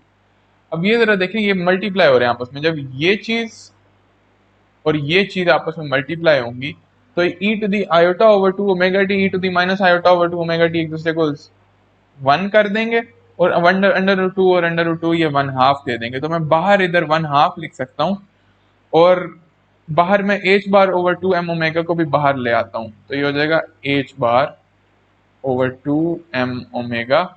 इधर मेरे पास देखें कितने सिंप्लीफाई हो गए, इधर मेरे पास सिर्फ बच जाएगा 0 bra plus 1 bra E to the iota omega T इस तरीके से, और ए डैगर प्लस ए, और फिर 0 plus 1 e to the minus iota omega T, ठीक है। ये अब मल्टीप्लीकेशन आपको आनी चाहिए, ठीक है, ये कोई इतना कोई कॉम्प्लिकेटेड चीज नहीं है, ये फ्री के नंबर हैं, और एक सवाल इस तरीके का हर हाल में आएगा, और जरूर आएगा आपके सेशनल में, आपके फाइनल में, इसलिए मैं ये स्लोली कर रहा हूँ, बट आप लोगों को ये चीज आनी चाहिए। ये हो जाएगा 1/2 √h⁻/2m ओमेगा। अच्छा, अब ए भी इस पूरी चीज पर मल्टीप्लाई कर दें और ए डैगर भी इस पूरी चीज पर अप्लाई कर दें, तो ये क्या बनेगा, 0 plus 1 e to the iota omega T. ये चीज ऐसी कैसे होगी, तो मैं देखें, अब मैं ए डैगर इस पर अप्लाई करता हूँ, देखें ए डैगर पहले 0 पे अप्लाई होगा, तो वो क्या देगा, √n+1, और n देना है, और n+1 कर देना है स्टेट को, तो 0 पर जब ए डैगर अप्लाई होगा तो वो 0+1 अंडर रूट और 1 स्टेट दे देगा, क्योंकि n+1 उससे एक स्टेट आगे जाना है, तो ये कुछ भी नहीं देगा, ये 1 दे देगा, तो यहाँ पर मेरे पास 1 आ जाएगा। फिर यही ए डैगर 0 के बाद 1 स्टेट पर अप्लाई होगा, तो ये मेरे पास क्या दे देगा, अंडर रूट 2 दे देगा, और मेरे पास 1 स्टेट दे देगा, सॉरी 2 स्टेट दे देगा, अंडर रूट 2, क्योंकि n+1 आना है ना, तो अंडर रूट 2 और 2 स्टेट दे देगा। उसके बाद ए अप्लाई होगा 0 पर, ए जब 0 स्टेट पर अप्लाई होता है तो क्या करता है, उसको 0 कर देता है, क्योंकि ए लोअरिंग ऑपरेटर है, लेकिन 0 स्टेट से नीचे कोई स्टेट नहीं है, तो वो उसको 0 कर देगा, तो यहाँ पर हमारे पास +0 आ जाएगा, फिर प्लस जब ए इस पर अप्लाई होगा, और ये ई के फैक्टर्स नहीं भूलने हैं, मैं क्योंकि भूल गया हूँ, आप लोगों ने लेकिन नहीं भूलने, ये ई के फैक्टर्स बिल्कुल नहीं भूलने। यहाँ पर ई का फैक्टर आ रहा है E to the minus iota omega T. अब ए जब लोअरिंग ऑपरेटर अप्लाई होगा, एक तो अगला तो जीरो आ जाएगा, उससे अगला क्या आएगा जब ए इसके ऊपर अप्लाई होगा, ये वन को जीरो बना देगा, ठीक है, वन को जीरो बनाएगा।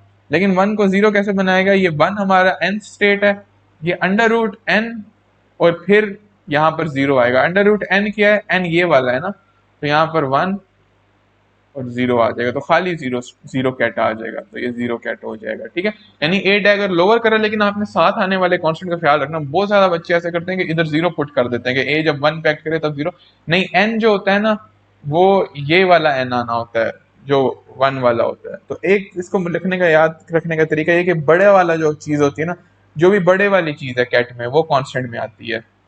मतलब वन ने वन के ऊपर जब जीरो के ऊपर ए डैगर ने अप्लाई किया तो बड़ा वाला कैट वन बनना था ना, तो वन इसके साथ कांस्टेंट आया। जब वन के ऊपर ए ने अप्लाई किया तो टू आना था, तो टू आया। जब ए ने जीरो के ऊपर अप्लाई किया तो वो तो वैसे ही जीरो होता है। ए ने जब वन के ऊपर अप्लाई किया तो सबसे बड़ा वन था ना, तो कांस्टेंट हमारे पास वन आएगा, लेकिन लोअर हो जाना स्टेट नहीं। ये रट्टा लगाने का याद रखने का तरीका है, लेकिन आप लोगों को अगर फॉर्मूला याद है तो आप लोग देख सकते हैं उसमें वन पुट करके या टू पुट करके। तो मैं तो कहूँगा फार्मूला ही याद रखने। और यहाँ पर सॉरी जीरो तो आएगा, लेकिन साथ एक्सपोनेंशियल का फैक्टर भी है इधर, वो मैं कैसे भूल गया, इधर मुझे एक्सपोनेंशियल का फैक्टर डालना चाहिए। इधर आएगा e to the minus iota omega T. अब ये सारा आपस में मल्टीप्लाई करवा दें, 1/2 under root h bar over 2m omega. अच्छा, अब ये सारा आपस में, अब जीरो को इन सब से मल्टीप्लाई कराएं, जीरो वन जो होगा वो जीरो होगा, क्यों, मैंने बताया था एन एम इक्वल जीरो। जब ये मैच नहीं करेंगे तो ये जीरो होंगे, जब मैच करेंगे तो ये वन होंगे। जीरो जब वन से होगा तो वो जीरो होगा, जीरो जब टू से मल्टीप्लाई होगा, क्योंकि जीरो और टू का इनर प्रोडक्ट आएगा, वो भी जीरो हो जाएगा। लेकिन जीरो जब इससे होगा तो वो जब जीरो का इनर प्रोडक्ट आएगा, जीरो जीरो का जो इनर प्रोडक्ट होगा वो वन हो जाएगा, तो हमारे पास e to the minus iota omega T आ जाएगा। उसके बाद वन देखें, वन जब इससे होगा तो यहाँ पर प्लस वन वन कब, one bra one ket bra ket, ये वन हो जाएगा, और ई to the iota omega T आ जाएगा। और फिर ये इससे होगा तो ये जीरो दे देगा, और इससे होगा तब भी ये जीरो दे देगा, क्योंकि यहाँ पे वन ब्रा टू आ जाएगा, वन ब्रा टू कैट हो जाएगा, और वन ब्रा जीरो कैट हो जाएगा, वो भी मुख्तलिफ हो जाएंगे तो वो जीरो आ जाएगा। अब इधर अगर मैं इस टू को अंदर ले जाऊं तो ये मेरे पास हो जाता है under root h bar over 2m omega e to the iota omega t plus e to the minus iota omega t over 2, और ये cos ओमेगा टी हो जाएगा, ठीक है। तो यहाँ पर हमारे साथ आ जाता है H bar over 2m omega cos omega T, ठीक है। ये हमारे पास x की एवरेज वैल्यू आ गई, और यही हमने प्रूव करना था। उन्होंने प्रूव कहा था, प्रूव करेंगे x की जो एवरेज वैल्यू है वो c कोई constant times cos omega T आती है। तो ये हमने प्रूव कर लिया कि h बार ओवर 2m ओमेगा वो कांस्टेंट है c, और ये हमारे पास आ जाती है cos ओमेगा टी के बराबर। तो इस तरीके से आप लोग, ये मुफ्त के नंबर है, मुफ्त के, ये पहली दफा में मुश्किल लग रहा है। ये देखिए ओमेगा नॉट मैंने लिखा, मैंने उसको ओमेगा ही रहने दिया, ये पहली दफा में मुश्किल लग रहा है, लेकिन ये मुफ्त के नंबर है लिटरली। मैं तो इतना खुश होता था जब इस तरीके का कोई सवाल आ जाता था। तो मैं इस तरीके का एक और प्रॉब्लम भी करवाऊंगा, लेकिन पहले हम आगे चलते हैं। अब देखिए यहाँ हमने क्या करना, show that in the nth state of the harmonic oscillator, के हार्मोनिक ऑसिलेटर की nth स्टेट के अंदर पी स्क्वायर की जो एवरेज वैल्यू है वो डेल्टा पी स्क्वायर के बराबर आती है। तो जो पी स्क्वायर की average value delta P square के बराबर आती है, पी स्क्वायर की भी क्योंकि आपको एवरेजेस निकालनी आनी चाहिए, तो मैं आप लोगों को ये भी वैसे निकालना सिखा देता हूँ। तो पी स्क्वायर की एवरेज वैल्यू आप लोग किस तरीके से निकालेंगे, तो लेट मी टेल यू। और nth स्टेट में आपका हार्मोनिक ऑसिलेटर, ठीक है, आप लोगों ने ये याद रखना कि आपका nth स्टेट में हार्मोनिक ऑसिलेटर, आपने पी स्क्वायर की जो एवरेज वैल्यू है वो निकालनी है। तो हमारा हार्मोनिक ऑसिलेटर किस में है, nth स्टेट में। तो nth स्टेट को हम, अब अगेन ये कौन सी मैं कर रहा हूँ, मेरे ख्याल में 7.14 कर रहा हूँ मैं। तो nth स्टेट में आपने इस तरीके से लिखना है, और उसकी टाइम डिपेंडेंस अगर आपने लिखनी होगी Sai n x of t आपने लिखना होगा, तो ब्रैकेट नोटेशन में किसने लिखेंगे n और e to the minus n plus one half iota और h बार से h बार कट जाएगा ओमेगा टी। ये एन स्टेट में इसकी वो होती है। अब आपने क्या करना है, आपने ये निकालना है कि इसकी ना मोमेंटम स्क्वायर यानी मोमेंटम ऑपरेटर का भी स्क्वायर की एवरेज वैल्यू निकालनी है। तो we have to find the square of the momentum operator, इसकी एवरेज वैल्यू निकालनी है हमने। और हमने ये देखना है कि ये जो मोमेंटम ऑपरेटर के स्क्वायर की जो एवरेज वैल्यू आती है ये सेम है डेल्टा पी स्क्वायर के। ठीक है, और डेल्टा पी स्क्वायर क्या होती है, ये वेरिएंस होती है। वेरिएंस आपको पता है ना किस चीज के बराबर होती है, वेरिएंस हमारे पास बराबर होती है पी स्क्वायर, वेरिएंस का स्क्वायर जो होता है हमारे पास बराबर होता है पी स्क्वायर माइनस पी का स्क्वायर। ये मैं पहले पहले लेक्चर्स में आप लोगों को बता चुका हूँ। तो पी स्क्वायर की हम पहले एवरेज वैल्यू निकालेंगे, फिर पी की एवरेज वैल्यू निकालेंगे, फिर हम यानी हमने डेल्टा पी भी निकालना है और पी स्क्वायर भी निकालना है और शो करना है कि ये बराबर आते हैं। पहले फिर मैं पी निकाल देता हूँ। तो पी अगर मैं पहले निकालूंगा तो let's try to find p. और मैंने आप लोगों को बताया बस सारा कुछ किस तरीके से करना है, आप लोगों ने सारा का सारा कुछ हम लोगों ने ड्राक नोटेशन में करना है। तो पी की एवरेज वैल्यू का क्या मतलब होगा कि यहाँ पर इसी स्टेट का ब्रा लिखेंगे तो ये ब्रा हो जाएगा, और ई to the iota n plus one half, ये प्लस हो जाएगा ओमेगा टी, बीच में पी ऑपरेटर आएगा, फिर हमारे पास e to the minus iota n plus one half omega t हो जाएगा, और फिर एन आएगा। ये फैक्टर और ये फैक्टर एक दूसरे को वन बना देंगे, ये ऐड होके कैंसिल हो जाएंगे। इसीलिए तो खाली जब इसीलिए तो इनको स्टेशनरी स्टेट्स कहते हैं कि इनकी एवरेजेस में और बाकी चीजों में जो है ना उसकी जरूरत नहीं पड़ती है हमें। एवरेजेस में और किसी भी चीज में हमें टाइम डिपेंडेंस नहीं आती है जब जब हैमिल्टोनियन की आइगन स्टेट हो, क्योंकि था ही हैमिल्टोनियन की आइगन स्टेट nth स्टेट में था। कोई जब जब प्लस और माइनस ऊपर भी हैमिल्टोनियन की आइगन स्टेट्स ही थी, लेकिन जब उनकी सुपर पोजिशन लिया तो फिर वो खत्म हो गई है हमारे पास। फिर हमारे पास टाइम डिपेंडेंस आ रही है एंड में एक्स के अंदर, और देखिए बिल्कुल हार्मोनिक ऑसिलेटर वाली आ रही है, उसका भी फंक्शन कॉस ओमेगा टी जैसा होता है। लेकिन खैर हम अपनी प्रॉब्लम पर वापस आते हैं। तो P हमारे पास हो जाएगा, और ये हमारे पास एक्सपोनेंशियल्स कैंसिल हो जाएंगे, हमारे पास आएगा n p n। अब n p n हमारे पास क्या चीज बनेगी, n p n हमारे पास जो चीज बनेगी वो होगा n, और p की मैंने आप लोगों को कहा है कि आप लोगों ने याद रखनी है वैल्यू। ये p की वैल्यू होती है iota under root h bar m omega over 2 a dagger minus a, और यहाँ n आएगा हमारे पास, और ये हमारे पास हो जाएगा जी n आयोटा मेरा इधर आ जाएगा, बल्कि पूरा का पूरा कांस्टेंट ही हम दूसरी साइड पर ले आते हैं। तो कांस्टेंट मेरे पास दूसरी साइड पर आ जाएगा, तो iota under root h bar M omega over 2, और यहाँ पर मेरे पास n A dagger minus A N. कुछ भी नहीं करना, ए डैगर को भी इस पर अप्लाई करा देना है, n को भी इस पर अप्लाई करा देना है। Iota under root h bar M omega over 2, और n आएगा इधर, ए डैगर जब इस पर अप्लाई होगा ये हो जाएगा under root n plus one, और n प्लस वन स्टेट आ जाएगी मेरे पास, और इसके इसी के ऊपर जब और माइनस मेरे पास a जब इस पर अप्लाई होगा तो अंडर रूट n और minus n minus one state आ जाएगी मेरे पास। ठीक है, तो अब ये जब n से हम इनका देखिए, इस n का बीच में तो ये तो कॉन्स्टेंट्स है ना, इसका जब इसके साथ इनर प्रोडक्ट लेंगे वो भी जीरो होगा, इसका जब इसके साथ इनर प्रोडक्ट लेंगे तो वो भी जीरो हो जाएगा। तो हमारे पास p जो आ रहा है वो जीरो आ रहा है। वैसे हमें ना इससे आगे पी स्क्वायर कैलकुलेट करने की जरूरत ही नहीं है, क्योंकि अगर हमने ये शो कर दिया कि पी जीरो है तो डेल्टा पी का स्क्वायर जो है वो हमारे पास बराबर होता है पी का स्क्वायर प्लस पी का स्क्वायर के। तो ये हमने शो कर दिया कि ये जीरो है, तो हमें यहाँ से ये भी शो हो जाएगा कि डेल्टा पी स्क्वायर जो है वो पी स्क्वायर के बराबर है। ठीक है, तो ये हमने प्रूव कर दिया। उसी तरह इसका जो x वाला पार्ट है वो आप लोगों ने खुद प्रूव करना है। देखें डिराक नोटेशन में ये चीजें कितनी इजी होती जा रही हैं। तो हमने यही प्रूव करना था। आपकी बुक में जो प्रॉब्लम दी हुई थी 7.14, इसमें यही कहा हुआ था show that in the n state of the harmonic oscillator x square की जो एवरेज है वो डेल्टा एक्स स्क्वायर के। अब एक्स वाली आप खुद प्रूव करें। एक्स स्क्वायर में आप इसी स्टेट का जो मैंने ऊपर स्टेट एन स्टेट बना दी है, आप उसकी एक्स की एवरेज लें और देखें कि वो जीरो आती है। और p की जैसे मैंने एवरेज लिया वो जीरो होते हैं, फिर आप लोग साबित कर पाएंगे कि डेल्टा एक्स स्क्वायर जो है वो एक्स स्क्वायर की एवरेज के बराबर है।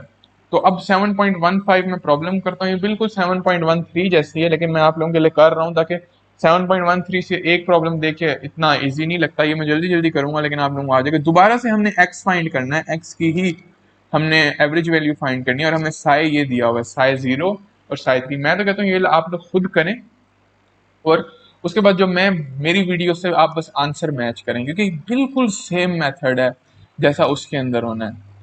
तो 7.15 हमारी प्रॉब्लम है कि हमें जो वेव फंक्शन दिया हुआ है sigh of x T, general wave function जो है वो हमारे पास बराबर है 1/√2 साई 0 ऑफ एक्स टी, और फिर plus psi 3 of x T के। ठीक है, साई 0 और साई 3 जो है ये हैमिल्टोनियन की आइगन वैल्यूज हैं। तो हम इसको टाइम डिपेंडेंस को, अब मैं इसको डिराक नोटेशन में लेके जाता हूँ, हमेशा डिराक नोटेशन में लेके जाना है। ये हो जाएगा 1/√2। अब मैं जल्दी जल्दी करूंगा, साई 0 यानी 0 कैट आएगा, और ई to the minus iota 1/2 omega T आ जाएगा। थर्ड स्टेट है, तो थर्ड स्टेट में आप लोग किस तरह लिखेंगे, प्लस ये 3 कैट आएगा, क्योंकि आपके पास थर्ड स्टेट है, फाई 3 हो आपके पास, और ई टू दी माइनस आयोटा, ठीक है, और n+1/2 आना है, तो 3+1/2 आएगा। तो एक बार 3 ओमेगा टी, और दूसरा मैं एक्सपोनेंशियल लिखूंगा माइनस आयोटा 1/2 ओमेगा टी। मैंने कहा है ना, ये एक कन्वेंशन है कि आयोटा 1/2 ओमेगा टी को हम अलग लिखते होते हैं, और जो n वाली उसकी 3 वाली होती है उसको अलग लिखते होते हैं, और बाद में इसको हम ताकि कॉमन ले सकें। तो ये दोबारा से कॉमन आ जाएगा, minus iota omega t by 2 over √2 0 plus इधर 3 आ जाएगा, और e to the minus 3 iota omega T.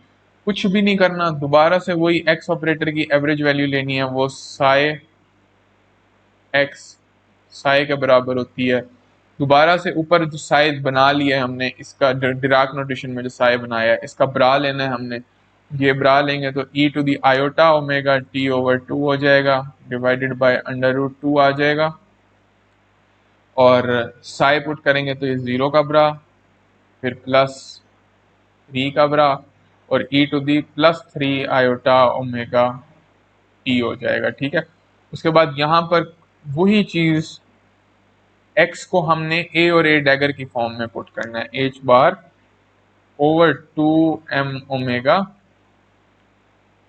a dagger plus a, इस तरीके से, और फिर कैट्स आ जाएंगे 0 plus 3 e to the minus 3 iota omega T, और इसके साथ एक फैक्टर भी था एक्सपोनेंशियल ओवर √2 का, e to the minus iota omega t over 2। अब देखिए ये e to the iota omega t over 2, ये e to the minus iota omega t over 2, ये 1 दे देंगे, और 1/√2 इंटू 1/√2 वो हमें 1/2 दे देगा, तो ये 1/2 आ जाएगा।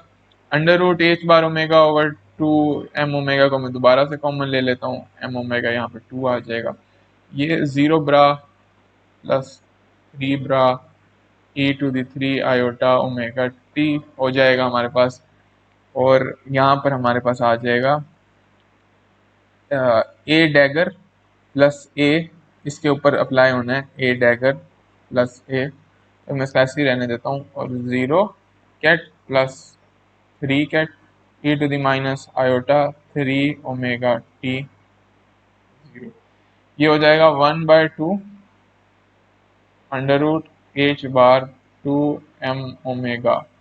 और यही देखें, ए डैगर ने इस पर भी अप्लाई होना है, इस पर भी अप्लाई होना है, और ए ने भी इस पर भी अप्लाई होना है, और उस पर भी अप्लाई होना है, तो 0 प्लस 3, वही सेम चीज कर रहा हूं मैं, अगर आप लोग और करें तो। लेकिन मैंने कहा दोबारा कर देता हूँ, तो ए डैगर जब 0 पे अप्लाई होगा तो वो क्या देगा, ए डैगर 0 पे अप्लाई होगा वो 1 इंटू 1 कर देगा, 0 को ऊपर ले जाएगा। ए डैगर जब 3 पे अप्लाई होगा तो वो 4 कांस्टेंट आएगा, और 4 ही स्टेट बन जाएगी, एक स्टेट ऊपर चली जाएगी, 7 कांस्टेंट। देखिए आप लोग ये याद रख सकते हैं, जो बड़ी स्टेट हो ना उसका कांस्टेंट आता होता है 7, यानी इक्वल के दोनों तरफ 2 स्टेट्स होती है ना। देखें एक ए डैगर अप्लाई करूं इक्वल के दूसरी तरफ n+1 आता है, तो n+1 बड़ा है ना, तो इसमें फैक्टर भी n+1 का स्क्वायर रूट आता है। ओ सॉरी, स्क्वायर रूट लगाना भूल गया, तो 4 का स्क्वायर रूट आएगा। ये फोर्थ स्टेट बनेगी। और इसी तरह ए पर भी अगर आप एन पर अप्लाई करें तो यहाँ पर अंडर रूट एन आता है, क्योंकि इक्वल के दूसरी तरफ बड़ी स्टेट है, और यहाँ पर n-1 आता है। तो छोटी हमेशा फैक्टर अंडर रूट के साथ आता है, लेकिन बड़ी स्टेट वाला आता है। तो ये वैसे रट्टा लगाने का एक तरीका है। तो ये ए डैगर इस पर भी अप्लाई हुआ, एक डैगर इस पर भी, इसके साथ एक्सपोनेंशियल का फैक्टर भी आएगा, -3 i फिर प्लस कर देंगे, ए अप्लाई होगा, ए 0 पे अप्लाई होगा, उसको खत्म कर देगा। ए 3 पर जब अप्लाई होगा तो उसको वो टू स्टेट बना देगा। ठीक है, ए ने जब 3 पर अप्लाई होना है तो ए ने इसको टू स्टेट बना देना है। हाँ, तो ए डैगर 0 पे अप्लाई होगा, डैगर ए जब 0 पे अप्लाई होगा तो 0, ए डैगर जब अप्लाई होगा, ए जब 3 पर अप्लाई होगा तो वो टू स्टेट बनाएगा। तो ये हमारे पास आ जाएगा जी 2 e⁻³ -3 आयोटा ओमेगा टी हो जाएगा हमारे पास।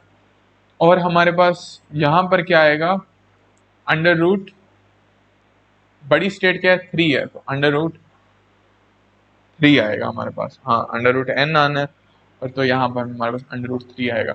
अब आप लोग खुद देख सकते हैं कि इसका आंसर 0 आएगा। तो ये मेरे लिए भी बड़ी हैरानी की बात है, लेकिन हमें मैथ्स इसका आंसर 0 दे रही है। मेरी नज़र में तो कोई कॉज ओमेगा टी या इस तरीके की कोई चीज़ आनी चाहिए थी, लेकिन सही है, वो स्टेट उससे दो स्टेट्स आ गया है, तो इनकी एवरेज वैल्यू वैसे 0 आना भी सेंस बनाती है। तो ये एवरेज वैल्यू 0 क्यों, 0 जब इसके साथ आएगा तब भी एम एन वाला चलेगा, इसके साथ आएगा तब भी एम एन वाला चलेगा, इसके साथ मल्टीप्लाई होगा तब भी, ये भी जब इसके साथ और इसके साथ और इसके साथ मल्टीप्लाई होगा, तो कभी भी देखें कोई भी ब्रैकेट आपस में मैच नहीं करेगा, तो सारे के सारे 0 दे देंगे, यानी आपकी जो एक्स की जो एवरेज वैल्यू है वो 0 आ जाएगी। ठीक है, तो ये अब आप लोगों के पास आ गया है हमारे पास कि एक्स की एवरेज वैल्यू 0 आ जाएगी। लेकिन मेथड आप लोगों को समझ आ जाना चाहिए, ऊपर भी कुछ भी नहीं, मैथ्स को फॉलो करें, आप लोगों को ठीक आंसर मिल जाएगा। तो इधर वैसे मुझे एक जनरल बात समझ आई है, मैं आप लोगों को समझाने की कोशिश करता हूँ। अभी अभी मुझे प्रॉब्लम आपकी करते हुए समझ आई है कि जब एडजेसेंट स्टेट्स होंगी ना, यानी जब आपके पास इस तरीके का φ1 + φ0 था हमारे पास पहली सुपर पोजिशन, तब एवरेज वैल्यू आपकी कॉस जैसी आ रही थी। जब स्टेट्स में दो या दो से ज्यादा गैप होगा ना, इन दोनों स्टेट्स में 1 का गैप है, और φ1 + φ2 होगा, तब भी आपके पास जो है cos ओमेगा टी जैसा आना चाहिए। लेकिन जब हमने φ3 + φ0 की सुपर पोजिशन देखी है ना, तब हमारे पास एवरेज वैल्यू 0 आ रही है। तो इधर से मुझे वैसे ही फील हो रहा है कि जब हमारे पास गैप 1 से बड़ा होगा ना, तो हमारे पास एवरेज वैल्यू 0 आएगी तमाम स्टेट्स में। अच्छा मैम, आपको 3 वाली स्टेट्स भी दे सकती हैं, 4 भी आपकी स्टेट्स की सुपर पोजिशन हो सकती है, लेकिन बात आप लोगों की यही है कि इस तरह से आपको एक्स की एवरेज वैल्यू, पी की एवरेज वैल्यू भी निकालनी आनी चाहिए। तो इसी स्टेट में मैं अब आप लोगों को होमवर्क दे देता हूँ। तो let me give you a homework. Homework आपको ये कि मैं आपको स्टेट दे रहा हूँ, साय टाइम डिपेंडेंट स्टेट दे रहा हूँ मैं अभी आपको। तो आप लोगों ने इसको ब्रैकेट नोटेशन में लिखना होगा, साय 1 नहीं Sai 2 of x of T 1/√2 plus Sai 3 of x of T, ये आ जाएगा। और मुझे चाहिए कि पी की क्या एवरेज वैल्यू है। तो इसका जवाब मैं आप लोगों को बता देता हूँ। आंसर कोई कांस्टेंट सी आएगा, साइन, और साथ हमारे पास दोबारा से यहाँ पे भी कोई कांस्टेंट आ सकता है ए ओमेगा टी, ये इस तरीके का आएगा, या फिर सी आएगा। इन दोनों में से कोई एक तरीके का आंसर हो सकता है ए ओमेगा टी। यहाँ पे ये भी कोई कांस्टेंट होगा, आप लोगों को मिल जाएगा, ये भी कोई कांस्टेंट होगा, आप लोगों को नजर आ जाएगा जब आप लोगों को नजर आना होगा। तो ठीक है, पी की एवरेज वैल्यू भी निकालें, और इसी स्टेट के लिए आप एक्स स्क्वायर की एवरेज वैल्यू भी निकालें अगर आपके पास टाइम है तो। ठीक है, तो ये आप लोग मुझे दो एवरेज वैल्यूज निकाल कर देंगे।